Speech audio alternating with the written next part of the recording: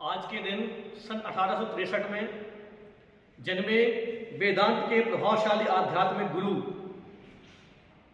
जो भारत की धरती पर नर के इंद्र के रूप में प्रकट हुए, जिनका नाम नरेंद्र नाथ दत्त पड़ा। स्वामी विवेकानंद एक सिर्फ व्यक्ति नहीं, पूरा व्यक्तित्व है, जिनके बारे में हम कितना ही बोलें कम है। स्वामी विवेकानंद जी महज 39 वर्ष के जीवन में भारत के लिए ऐसा कर गए कि वो आज युग पुरुष के नाम से जाने जाते हैं। जब भी हम स्वामी विवेकानंद जी के बारे में बात करते हैं तो हर किसी को शिकागो सम्मेलन की याद जरूर आती है। शिकागो सम्मेलन अर्थात 11 सितंबर 1893, ये 9/11 का दिन वास्तव में भारत के लिए एक ऐतिहासिक दिन रहा है।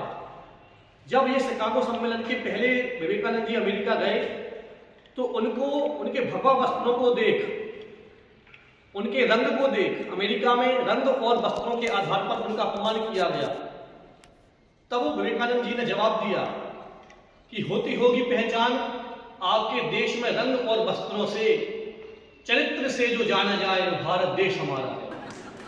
तो ऐसे चरित्रवान गुणी व्यक्ति विवेकानंद जी बाहर के देशों में भी जाके भारतीयता को अवगत कराया।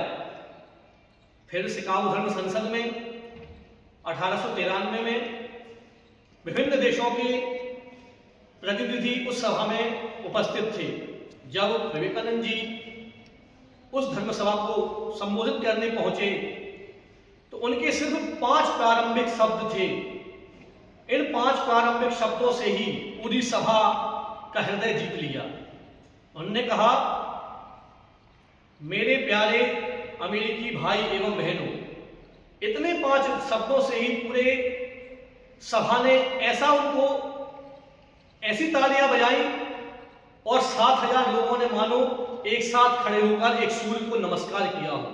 वास्तव में भारत देश का पूरे विश्व का पहला सूर्य नमस्कार 11 सितंबर 1893 का ही हुआ होगा, जब पूरे विश्व ने विवेकानंद अर्थात भारत के सूर्य को नमन किया था।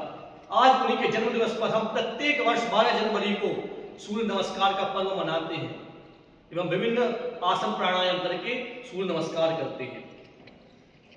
गुरु रविन्द्रनाथ टैगोर जी ने भी उनके बारे में कहा कि अगर आप भारत देश को जानना चाहते हैं तो विवेकानंद को पढ़ो। अर्थात विवेकानंद को अगर आप पढ़ लोगे तो संपूर्ण भारत देश को आप जान जाओगे। इतने ज्ञानवान व्यक्ति थे। अमेरिकी अखबारों में छापा गया कि एक हिंदू संत के सामने सारे वक्ता फीके पड़ गए।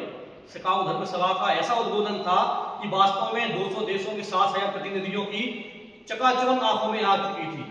सारे वक्ता फीके। वहां के एक न्यूक अमेरिकी विद्वान ने भी कहा कि अमेरिका के सारे प्रोफेसरों को एक साथ मिला लिया जाए तो भी विवेकानंद जी के ज्ञान के आगे सब फीके ही हैं। मतलब एक व्यक्ति पूरे अमेरिका के प्रोफेसरों से तुलना कर रहा है कि इतना ज्ञान का भंडार स्वामी विवेकानंद जी में है कि संपूर्ण व्याख्याता प्रोफेसरों को मिलाकर उस ज्ञान की पूर्ति नहीं की जा सकती। ये थे हमारे स्वामी विवेकानंद। स्वामी विवेकानंद जी ने क्या किया? स्व की चेतना जगाई, हम युवाओं में सांस्कृतिक गौरव बढ़ाया, आत्मविश्वास की प्रेरणा दी, एकता का आधार बनाया, भौतिक उन्नति का पाठ पढ़ाया, मानव निर्माण के लिए चरित्रवान नागरिक बनाने का कर्तव्य सिखाया, सामाजिक न्याय, इन तीनों आयामों से राष्ट्र और भारत का विजन तैयार किया। राष्ट्र निर्माण में युवा की भूमिका को बताया। स्वामी जी युवाओं को राष्ट्र की शक्ति मानते थे। उन्होंने कहा, मुझे 100 ऊर्जावान युवा दे दो और मैं इस देश को बदल दूंगा।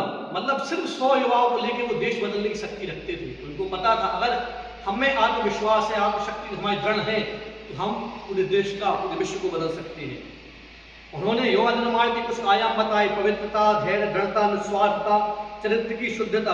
उन्होंने कहा, युवा जब अपनी व्यक्तिगत महत्वाकांक्षाओं को राष्ट्र की वेदी पर समर्पित कर देते हैं तभी एक विश्वगुरु भारत का उदय होता है। तो युवाओं के लिए उनका साफ संदेश था कि हमें देश के प्रति समर्पित रहना है, हमें अपने सनातन को हमेशा जीवित करके रहना है। उन्होंने सामाजिक समरसता, कुटुंब प्रबोधन, स्वदेशी, पर्यावरण, नागरिक कर्तव्य जैसे पंच परिवर्तन पर भी जोर दिया। सामाजिक सद्भाव, शिक्षा, नेतृत्व का उनने प्रभावना की, वैश्विक शांति का सम्मान किया, उन्होंने उनका पक्ष रखा, धार्मिक सहिष्णुता का पक्ष रखा, मानसिक स्वास्थ्य, आत्मशक्ति, महिला सशक्तिकरण, विज्ञान और अध्यात्म का समन्वय, सेवा आधारित सामाजिक मॉडल, ये सब विषय स्वामी विवेकानंद के मूलभूत थे, जिनके आधार पर उन्होंने भारत को बदलने निकले थे। एकाग्रता, मन शक्ति, भय से मुक्ति, ध्यान, स्वाध्याय, परोपकार, आत्मविश्लेषण जैसे व्यवहारिक योग की प्रेरणा दी, जिसकी प्रेरणा लेकर आज हम सूर्य नमस्कार और अन्य प्राणायाम करते हैं। जब भी हम स्वामी विवेकानंद जी के बारे में बात करते हैं तो हम हर व्यक्ति के पीछे एक गुरु होते हैं और उन गुरु को हम याद करते हैं। वैसे ही विवेकानंद जी के भी गुरु थे, जिनके आशीर्वाद और शिक्षा से विवेकानंद जी विश्व पटल पर छाए रहे। तो उनके गुरु रामकृष्ण परमहंस हुए। रामकृष्ण परमहंस मतलब जिनके नाम में राम भी है, कृष्ण भी है। तो राम ने अपने शिष्य हनुमान को नयन पथगामी बना दिया, कृष्ण ने अपने भक्त मित्र सुदामा को सुख का आसामी बना दिया। ऐसी शिक्षा ली गुरु परमहंस से नरेंद्र नाथ ने, ऐसी शिक्षा ली गुरु परमहंस से नरेंद्र नाथ ने कि साधारण से संत को जग का स्वामी बना दिया।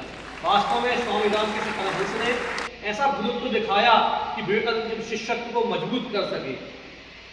हमने कुछ पंक्तियां विवेकानंद जी के बारे में लिखी हैं, हम आपके सामने बोलना चाहते हैं।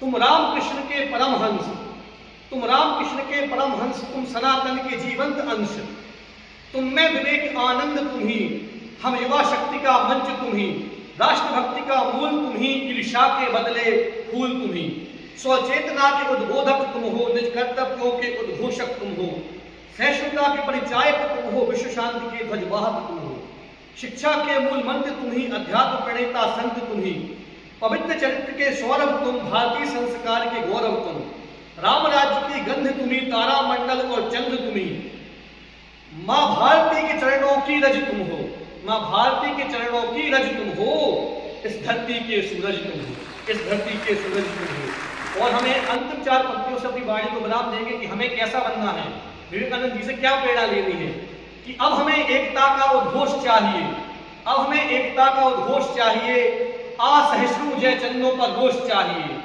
नहीं जरूरत हमें गुलफाम और आमिर की, हमें क्या चाहिए, हमें कैसा बनना है, नहीं जरूरत हमें गुलफाम और आमिर की, अब हमें विवेकानंद और बोस चाहिए, अब हमें विवेकानंद और बोस चाहिए। भारत माता की जय।